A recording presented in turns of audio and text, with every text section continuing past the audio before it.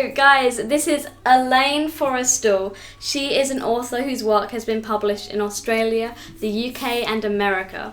Her award-winning books range from children's picture books to novels for children aged 9 to 15. So thank you so much for coming. It's a pleasure. I nearly got lost, but It's I'm great not, that you're I'm not here. the world's best navigator, Yeah. so I am here. Yes, it's perfect.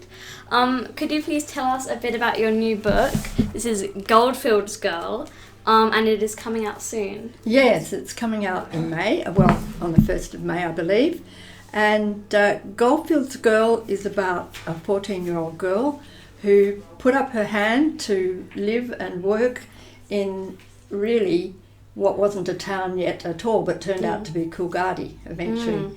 And I'd wanted to write a story about the Goldfields for a while because it just seemed like a really interesting place. But there were so many Goldfield stories. Yeah. And then I realised they're mostly about men. Yeah. And so I started scouting around. I thought, all these men, you know, showing off, telling tall tales, being Wild West characters, where are the women and children? And so I went on the internet, as you do, and the only one, I put in children on the Goldfields in Western Australia. The only one that came up, only name that came up was Clara. Wow, that's And interesting. So, yes, Clara Saunders. And I think the reason for that is because she was the only one really who left behind a diary. It's essentially a diary. She calls it, later in life when she sort of keeps adding to it, she calls it her memories, but it's really like a journal. And it was all handwritten until she died. And then after she died, her granddaughter took the old exercise book that she kept writing in and had talked to her granddaughter a bit about, took that and typed it up on an old-fashioned typewriter. And that document is held in the Batty Library. Wow. Yeah, so it was so exciting cool to find it because I knew a little bit about her and I was trying to find out more. And people kept referring to her journal. And I thought, where is this journal? You know? I'd searched the internet, I'd searched Trove, I'd searched everywhere I could think of. And I'd even gone into the Batty Library because I thought, well, it's Western Australia, Batty Library is brilliant at Western Australian stuff. So I kept nagging them at the Batty Library and saying, it must be here, you know, it's nowhere else, it has to be here. And they kept bringing me individual letters that she'd written or had been written to her, and nothing substantial enough. Yeah. So eventually I had the staff in the reading room getting everything they could find with her name on it up on their computer and coming up with nothing that I wanted. So I went round to the other side in frustration. You know, not really done, but it must be here. I went round so that I could see the screen, and this name popped out at me. Well, it was only an initial and a name, C. Payton, P-A-T-O-N, and 78 pages. I thought, that's it. She married 3 times. Oh, wow. And so her last name changed. Yeah, so she kept changing her last name as she Wow. married. And then when she wrote this, she wrote on it her name, which at that point was C. Payton. Wow. So it was very exciting, and a lot of what's in the book is her voice. It's not exactly from her memoirs, although there are quotes in there from her memoirs. But I've read and read them and really got a sense of her voice, which I've used in the book. So does the book follow her as she grows up, or just for a short No, period? a very short period. So 2 years, from 1892 to 1894. And in 1892, the first gold was found in that area. Yeah, and then the gold rush. Yes, and the gold rush happened immediately because it was like a treasure trove, like one of these, like Lassiter's Lost Reef, except it wasn't lost. Yeah, Here it was like there, as so life. everyone rushed towards it. Yeah, so everyone came, and then the smart people, of course, are the pub owners because they make all the money. Yeah. So the pub owner had a housekeeper, and it was a very rough pub, you know, just bush shed sort of thing. But his housekeeper was inundated with all of these prospectors Yeah, rushing to yeah. be the first and get their gold. And so his housekeeper was absolutely overrun because 2,000 men arrived in a week. And he came back into Coolgardie looking for someone to help his housekeeper. Clara said, pick me. She was so fascinated by this gold reef, this legendary thing. And he looked at her and he said, oh, I was looking for someone a bit older. Yeah. She said, oh, I'm 14. Yeah. Like I'm ancient. Yeah. And so he said, I think we better go and ask your mother.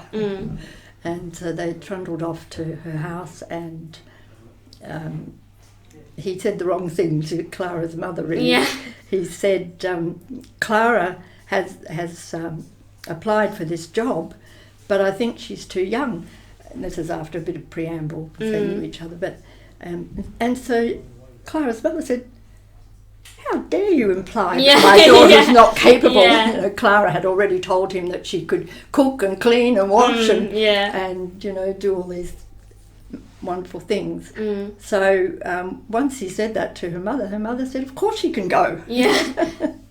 So off she went at 14, and she survived. She held her own. She was a feisty girl. She was big for her age, but she was also strong and determined and all of those things you need to be to survive amongst 2,000 noisy prospectors. Yeah. Not even just noisy sometimes. There were some nasty incidents that happened, but you have to, they are in the book because you have to portray it as it was. Well, I do. I feel I have to.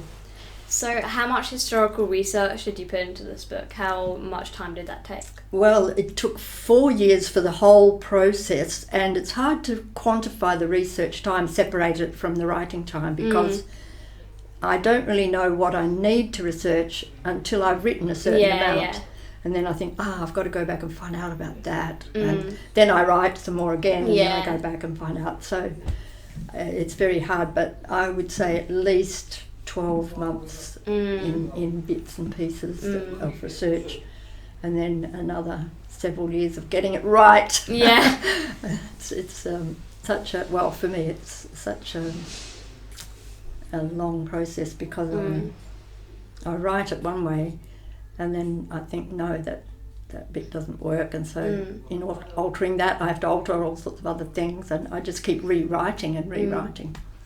But eventually I get there, and I'm very, very pleased that it's going to come out. By the way, this is a picture of the main street of Coolgardie in 1894. That's crazy. Yeah, so there are pictures in the Batty Library of Coolgardie in its very early days, and this is the main street from That's a incredible. picture that was taken in 1894. Wow, that's so cool. And I'm assuming the back yes, as when well? you spread it out like that, and that goes, that's the whole scene. And this is meant to be nuggets of that's gold. Incredible. Wow.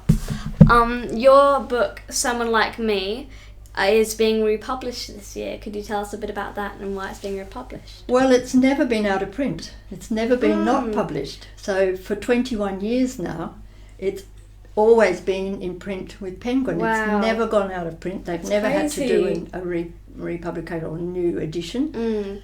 And so when somebody sort of reminded me that it must be getting close to that, and I did the sums, I found, I think it's 20 years, and Penguin can claim that it's an Australian classic. And I realised it had gone past 20 years, so we had to have a big birthday party at the Lit Centre for it. And yes, I'm very proud of it, because people in schools in particular are still reading it to their class.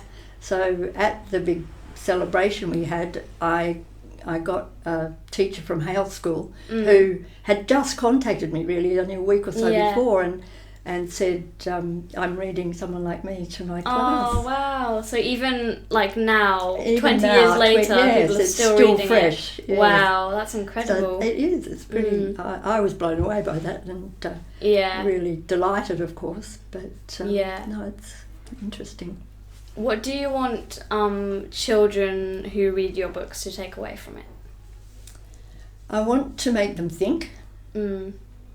And yes, I want them to get involved in the story, which is why I often have open-ended books. Yeah. I don't want to close off all those or tie up all those strings. I want the reader to have somewhere they can fit and imagine what happens next. And some people don't like open-ending, my husband in particular, but I think that it's respecting the reader to give them. You have to have an ending shape. I'm not saying just, when you get run out of ideas, cut it off. I'm not saying that by any means. You have to keep shaping it until you come to a point where it has an ending, but it's an open one that people can imagine other things happening. They can carry the story on. So quite a few of my books are like that. Yeah. So you wrote your last book. Oh, you wrote your last book, To See the World, in 2014. That's when it was published. And Goldfields Girl will be your next novel since then. Yes. Was the gap researching, or did you take a break? No, I had a disaster with one of my books. The To See the World was published by the National Library, and they asked me to find something else in there, because when you publish things with the National Library, they tend to want you to use their collection. So they said, what else can you find in our collection that you can write a story about? And so I thought, this is too good an opportunity to miss. So off the top of my head, I said, well, I saw you had a video of Sir Charles Kingsford Smith going on a continuous loop there. But lots of people have written about him, and my publisher, who was sitting opposite me, said, but we have the Charles Ulm's son, who was Smithy's 2IC, has just donated all the family papers. Wow. He's 92, I think he was then, and he's donated all his family papers, the memorabilia. I said, great. And my publisher said, but I'm not sure you could write that for a child audience. And stupidly I said, of course I can. And I wrote it, and they loved it, and they sent it to the design. It went all through the editing process to the designer. And then at that point, the publisher sent a copy of the final manuscript to John Ulm. And having read my stuff and helped me with all this research and handed over phoning me up all the time with little tidbits from his family stories and things, having done all that for 2 years, he read the final manuscript and he said, take out all the first person narrator's voice. Oh no! Yeah. Oh no! And he didn't like the first person narrator. And of course I said, what, that's there. It's the entire book. It's the entire book. There are two narrators. One is the 13-year-old boy, and one is Charles Ulm himself, his logbook voice. So that's taken pretty much straight out of his logbooks. But to hold those together, or to make them interesting, you need a first person voice. Yes, I felt that it needed a young voice, and of course the perfect person was John Ulm, who's been so helpful. And he said to me at one point along the way, who is the childhood voice, or whose is the childhood voice?